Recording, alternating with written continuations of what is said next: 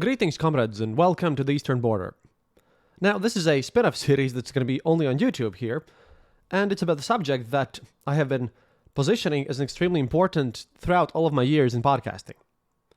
This prison culture, well, right now it's Russian one, but it's also Soviet one, post-Soviet one, basically, but, if I would type in post-Soviet prison culture, people probably wouldn't listen to this stuff. Well, this is a cultural phenomenon that's slowly dying out, yet is still extremely important and culturally significant. In the post-Soviet sphere, a lot of words and actions and everything that we do is somehow tied to this. It's throughout the history and everything. If 25% of your country is put into gulags and prisons under Stalin, well then, of course, that you would know some things about how life goes there. It's a long topic, and, well, sadly, the only actually decent one that I found that I could use as a source, normally about this whole subject, was my own article on Foreign Policy magazine. But I do have to give credit here, because I will make this these video series to explain to you guys everything about how it was like to live in Soviet prisons and how it's still very much in modern prisons. We'll also go through in later episodes about how the prison where Igor Girkin is, how that functions, how Navalny's prison functions, all that stuff. But the important part here is that this work here was, in a lot of cases, the video that you're seeing, the compilation of these images here, was made by a channel called Всё о тюрьме, or Everything About Prison, which was made by a Ukrainian guy who apparently, as far as I understood, had sat in one of those prisons himself, but like for weed or something. I have heard these rumors on Lurkmor, which we'll get to in the future. Lurkmor is basically post-Soviet cultural Wikipedia for people my age, basically, for those who were out there when the old school internet happened. Something like Encyclopedia Dramatica, except with a lot of swearing. But this guy, well, he apparently was an anthropologist who had spent some time in jail for, well, basically weed, and then he had made these videos. But he hasn't made any in 3 years, and they're all in Russian, and a lot of them don't have subtitles, and they're quite, weird and mixed up. And his last videos were about when the war started. He really messaged out to Russians and to Putin supporters about how this is organized and how Putin is tied to this, and then he hasn't been out there, and I don't even know if he's alive. Well, as he's compiled this stuff, and as it's pretty common that a lot of Russian language YouTube uses a lot of English material, which they just translate straight up, well, I thought, I should really bring these compilations to life, because otherwise I wouldn't be able to get my own videos. And he also made the videos like 4 or 6 minutes long, so we've just bagged them together, but he at least went through the subject matters. The text, when I'm going to be using stuff that he or other prisoners say or have written in blogs or told me, well, then you'll notice. I'll be very precise about the sources. Because, for example, for this episode, I'll give you some of my own knowledge. I'm going to quote my own article from Foreign Policy magazine, because there, my editor, James Palmer, managed to make this whole thing a bit more palpable, I suppose. I'll be careful to explain everything. If I miss something, this is the one case where I'm going to ask you to leave comments, because to me, I've been at this for 13 years. I have a master's degree in history, and even my buddy Rob, who's 22, and that's, I suppose, the audience that I'm targeting this at, well, I just lack the understanding of what's not known here. So we'll get to certain subject matters, but I'll try to go through everything thoroughly. And there's going to be a lot of interesting things. We're going to get to the prison mafia messaging systems, what meanings of tattoos, famous chifir, which is ultra-strong black tea, and all sorts of things. Even how they celebrate Christmas in there, and other celebrations. And it is weird and crazy, and well, after this, because I hope to make these out as a breather episode, because otherwise I'm just tired of the war.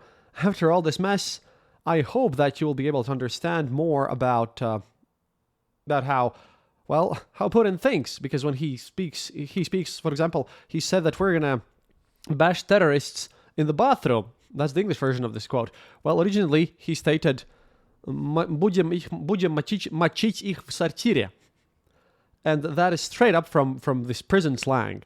Russian government uses that a lot, and a lot of our own linguistical terms come from this, like I said. For example, everyone uses the term halyava, at least over here in our parts, which means getting something for free. I guess it probably means something in some Slavic language, but at least here in Baltics, everyone knows what this means, but this doesn't come from any of our own native languages. We just use it and don't even think where this has arrived from. However, that's a clear term from prison slang. Also, this prison culture is where the famous why Gopniks do the Slav squat.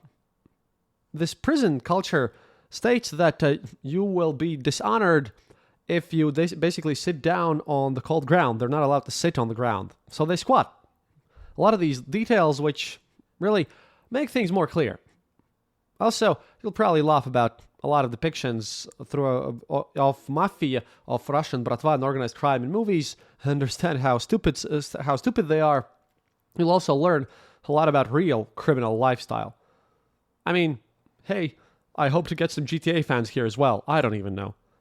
But hopefully, we'll get through this with visual aids and everything, and, I felt this had potential because I really don't know if something like this has been done in English, and definitely not to the extent that we're about to do, because I wanted to make something specifically for YouTube, and I suppose this is it.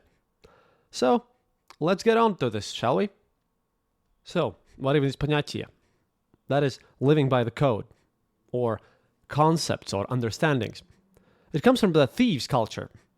Thieves culture, and this is from my Foreign Policy magazine article, is a set of rules, modes of action, and a strict social hierarchy that regulates everyday life among those in the criminal underground. It's especially focused on organizing the life of inmates in the many prisons and camps known as zones of Russia and other post-Soviet countries.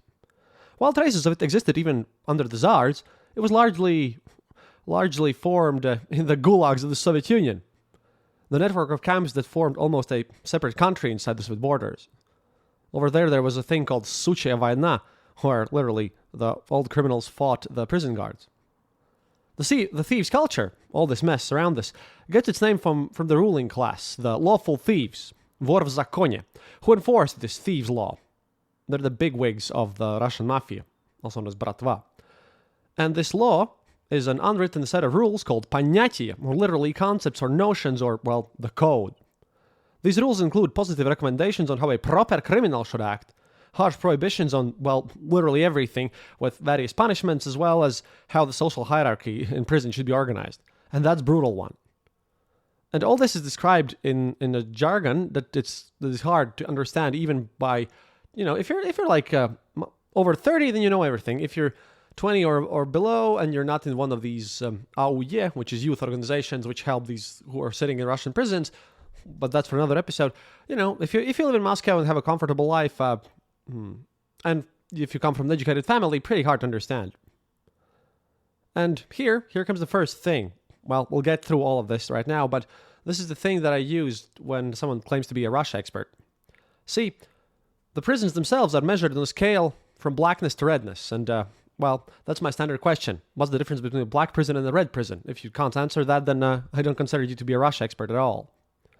Those prisons where everyday life is mostly organized by these criminal authorities, by these Ponyatiya, are called black, and the prisons where these rules and thieves culture is being actively suppressed and everyday life is in the control of the prison administration are considered red.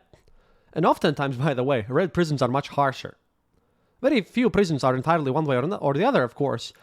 So the arguments about whether something is red or black are commonplace and quite baffling to outsiders, but everyone understands where all this thing stands. So the more black, the more bratva, the more Mafiya control, the more red, the more government one.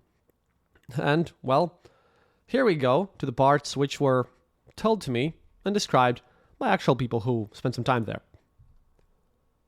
Quote, some Russian public figures suggest that society will only improve when we live by the law, implying that living by the code is an alternative to corruption.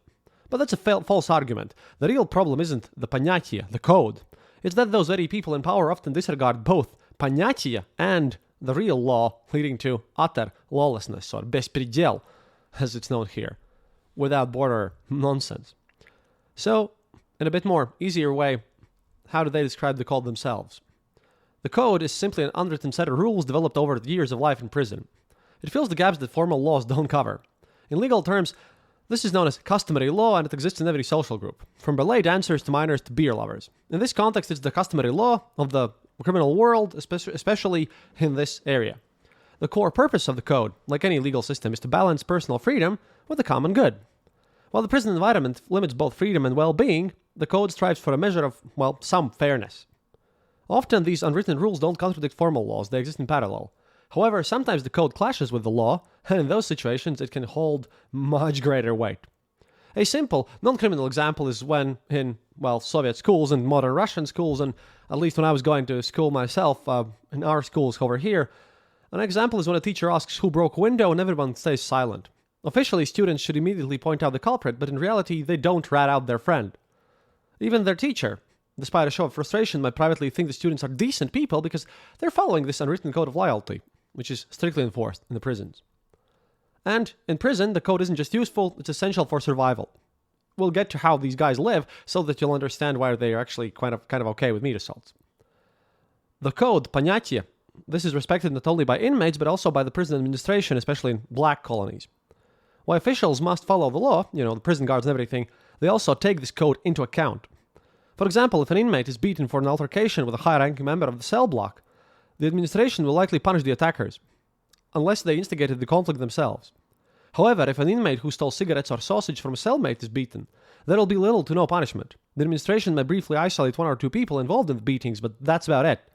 The reason is that while both situations involve a beating, one breaks the Ponyatiya, the code, and the other upholds it and keeps it in order.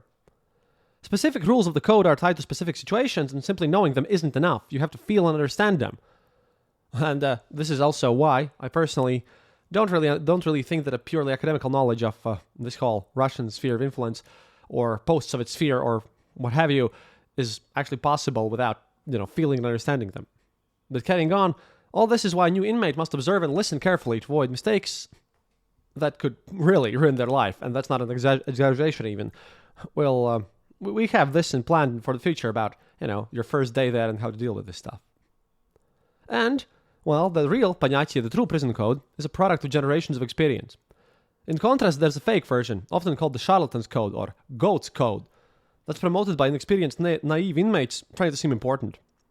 The real Ponyatiya, the code, is not a set of moral commandments, it's a harsh, strict system designed for the survival of inmates as a group.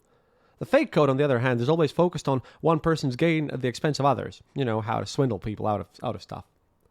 Sometimes, a skilled manipulator in a cell, and there's plenty of them after all they're criminals, will use the code, the Ponyatiya, to blame someone for a minor action like picking up a spoon the wrong way. They'll use complex, confusing arguments to make you feel guilty. If you find yourself in this situation, somehow being in a Russian prison, well, don't be afraid to tell them to make it simple. Сделай проще. According to the code, any explanation must be easy for everyone to understand. Wordy, convoluted arguments are seen as a police tactic, not an inmate's, not a proper legitimate prisoners. By doing this, people can either protect themselves from further manipulation or, in rare cases, escalate the situation to a physical confrontation.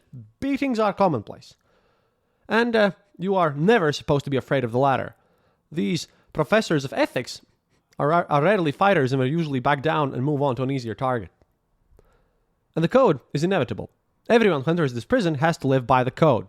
Some people, like former athletes, officers, or business people, start out by rejecting these rules and the inmates who follow them. They are often confident, stronger than afraid. But after a year or two, they inevitably become a part of prison life. They start thinking, acting, and even settling disputes based on the code. This isn't because they were intimidated. It's because you can't live in a society and be completely independent of it. When your environment dictates the rules, you have to play by them. And, according to these guys, ultimately living by the code is not a bad thing. Its purpose is to help people survive. It doesn't mean you have to act like a thug. It just means you have to respect the unwritten rules of the prison environment. And those things are very important. And now I have a bit of a thing to explain the whole hierarchy to you for this intro episode. Because this code, these unspoken rules, the hierarchy they enforce is brutal. One that often serves the interests of bratva on the top, but, well, basically everyone just observes this. And sometimes authorities too, who see it as a way to keep prisoners under control. And over there, main thing is that in this prison system, there are 4 basic groups of prisoners. I call them castes in English, but they should be better known as suits, masti, as if they were a deck of cards. It's a very complex caste system, extremely hard to move up, extremely easy to move down, and fear of total degradation governs every social interaction. Of course, each of them, like any caste system, has many detailed subdivisions, branches, and everything else, but at the basic level, they're the following. Blatnie, bratva, the big guys. Muzhiki, literally meaning men. Kazli, billy goats. And petuhi, roosters. Blatnie, the top guys, are the criminal authorities. They're career criminals, thieves, and those who have chosen to embrace the rules and live by them full time. Few in number, but they have a lot of power of influence. Among them, the lawful thieves, or thieves in law, are a special subcategory, the equivalent of a mafia don or yakuza elder. Their word is literally law in the criminal underworld, and they're bound only to the Ponyatiya themselves, which they also have the power to change in specially organized gatherings. Men and billy goats make up the middle class of this hierarchy. Men, muzhik, are those who just want to serve their terms with no fuss, but who are also informed about these prison laws, who pay respect to these notions, listen to the blatnie, and most importantly do not cooperate in any way or form with the prison administration, even when it comes to, say, kitchen or library duties, because that is also illegal. Slightly below them are billy goats, inmates who actually participate in formal prison structures, like they get a job there, visit the library, and they're willing to work with the prison authorities, but also pay at least some respect to the prison code, the criminal code, these Ponyatiya.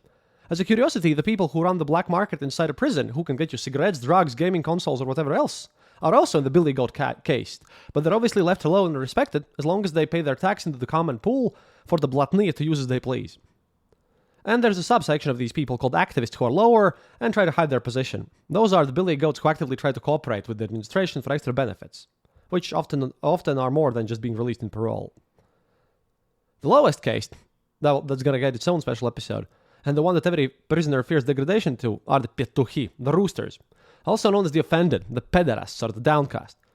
That is a position to which it is extremely easy to fall down to, but one that you can never climb up from, never in your life.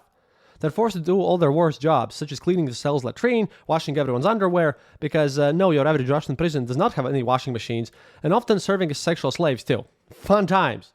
Oh yeah, they also sleep in the worst spot in the cell, usually right next to the latrine.